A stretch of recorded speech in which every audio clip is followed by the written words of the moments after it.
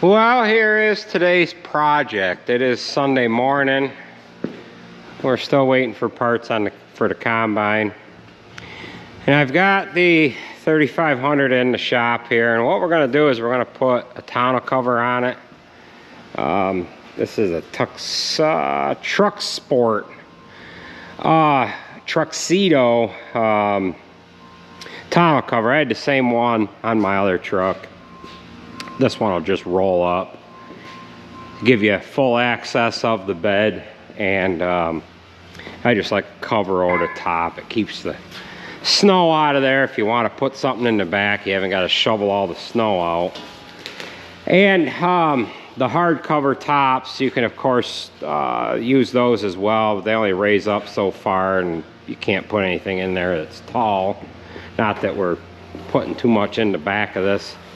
Anyways, but I like the roll-up one. They're cheap. That was like 300 bucks or something like that. So we'll show you what that's all about here in a minute. And another thing I'm going to do is I'm going to put mud flaps on this. These are Weathertech no drill mud flaps. So this is something that should go on pretty simple. I hope it fits the contour of the fender flare. It does have a little modified piece down on the bottom on this right hand side. I don't know if it's like that on the left or not. It is. I don't know how it's going to fit around that, but we'll just have to see how that goes here once we get to that part of the project. So we might as well get things rolled out here and start the install.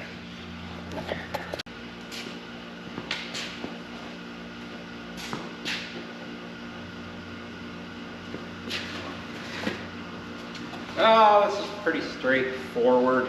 It's like an easy install. Get the side pieces laid out.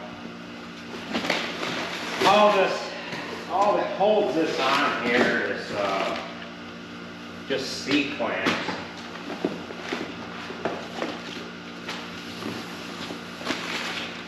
I thought anyways. Doesn't look like there's any clamps in here.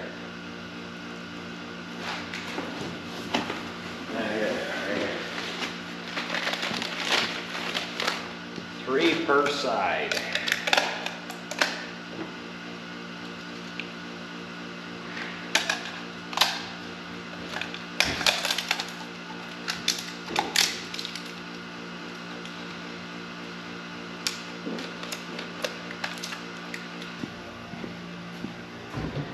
All right, we have everything laid out. They give you these little corner pieces that you have to stick on to the rail assembly itself. I just have this one upside down. We've got the one on the left side done, and then I've got the cover on the bench here. We've got it unrolled, and there's a piece that goes on the rear portion as well, right in here. There's one here, and then there's one over there. Now we're going to go ahead and put the cover on, push the side rails into it, and then clamp everything down and unroll it and make sure we have the width set right and everything is centered.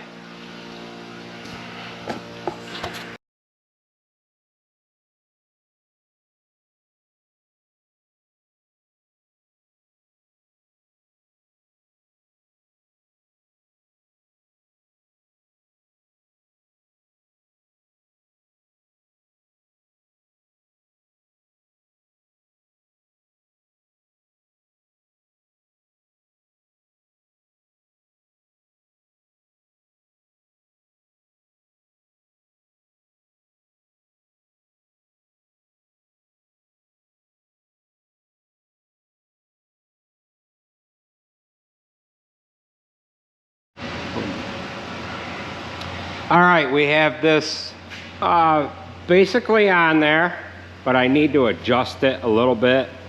I've got to move it over to the left just a little bit. We're off just a touch, but that's not bad. I didn't measure anything. I just kind of eyed it with how much of a gap there was on either side, but I'm off about 1/8 of an inch. So it's got to come this way. I just kind of eyeballed the C-clamps on the inside and what there is on this tarp, and we'll show you once we get it rolled up completely. I don't have it Velcroed down here yet because I knew I had to reposition it. But there is bows in this tarp. I think there's 3 of them. 1, 2, 3. They're little pipes. They're secured with like Velcro straps on the tarp. And where this one is right here, can't quite see it in there. It's actually sitting on top of the clamp. So I need to move this clamp here. It's not bad. I just need to move it ahead maybe 1 inch or so, just so that it doesn't interfere with this one bow. So we'll roll it up, reposition it, and then we'll roll it back out and secure it down. And that'll about do it for the actual tonneau cover itself. All right, we moved this over and adjusted it. And this is what it kind of looks like with the bed open back up again. Just uses those clamps to hold the rail down. And you can roll it up, and then it comes with a couple of elastic straps that keep it rolled up on the front headboard here. So we'll go ahead and unroll it and lock it down, get the Velcro to sit into place, and then we can start with the mud flaps.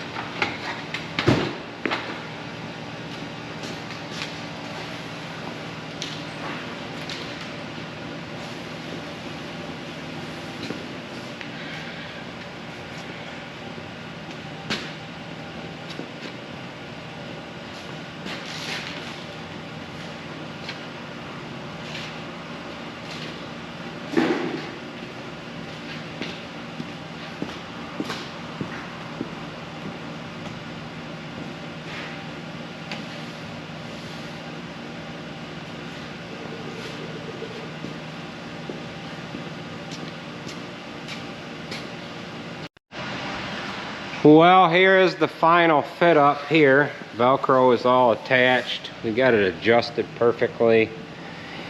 And you got to be careful, I think, about how far you have this back. You want to have it far enough back so that the tailgate seals, but you don't want to have it so far back that there is a little room up front here. This has got a power release tailgate. And I think if you have it too tight with this back too far, I think it might eliminate you from being able to get that tailgate to drop. But that is all sealed up, and it looks pretty good on there.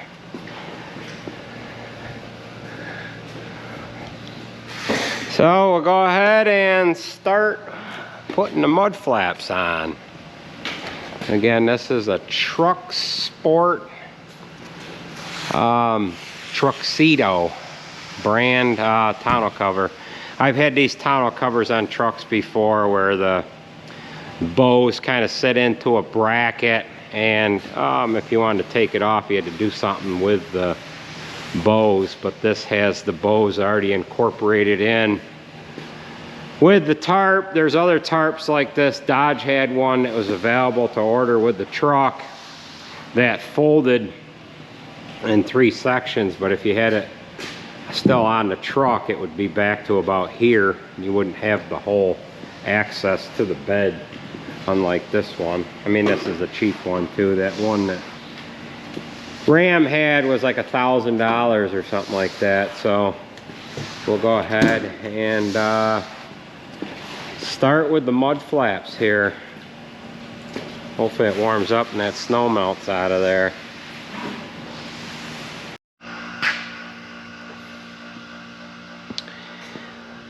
All right, so we are ready to put these mud flaps on, and I was a little worried about this little piece that comes down off of, it's not even really part of the fender flare, it's just kind of a kick plate that kind of protects the back bottom side of the box. The mud flap is cut out for it.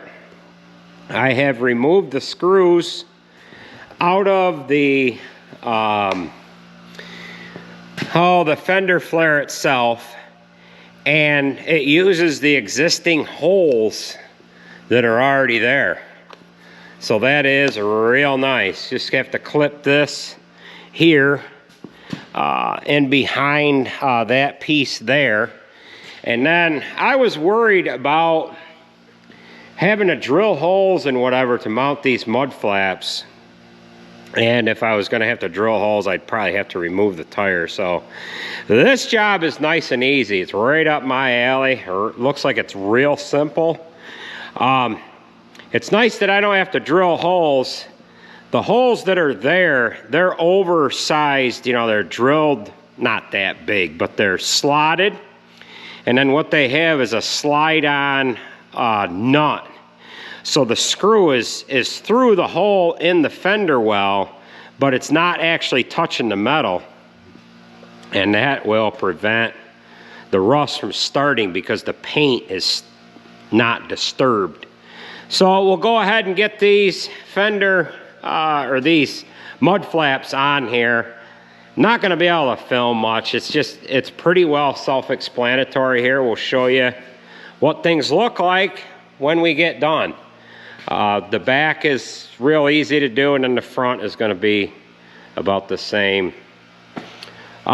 Same procedure as what we're going to, or what we're running into with the rear mud flaps. So we'll join back up with you once we get them on, and if I run into any problems along the way, we'll pull the camera back out, but it's pretty simple. You're just pulling screws out and pushing them back in. Well, we've got this project all finished up. I do apologize that the truck is dirty, but it is just what we're dealing with the salty roads this time of year. So we've got the tonneau cover done, and we of course got the mud flaps on there. The front ones went on just as easy as the back ones. Can't quite even really see them because everything is black. But you can see this crap that's on the running board. That'll keep that crap off in there, and just it'll let the stuff knock down and fall onto the road. Keeps the stuff from running down through the rocker panels there. I didn't have mud flaps on the other one, but on the other truck, but I figured I'd get them on this one.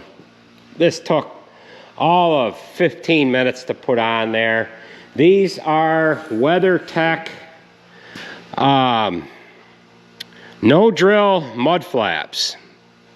I don't know what I paid for these. I think they were, I'm not even sure what I paid for them, but the tonneau cover, we've got that mounted so that the tailgate will still automatically open without it getting caught underneath this back rail here, because I was wondering if that would maybe be a problem if you had it back too far. So you got to let the snow melt out from inside there, and I guess that's going to do it. So there's one option that this truck has that the other one did not have. The other one had keyless entry, which your little key fob will lock and unlock your doors. This one has a button right on the door handle, which the other manufacturers are doing it on there. vehicles as well. You can lock the doors with that button, and then you can also just reach in behind the door handle and the door will unlock and you can gain entry into the vehicle. Now the key fob has to be within close proximity of the door handle.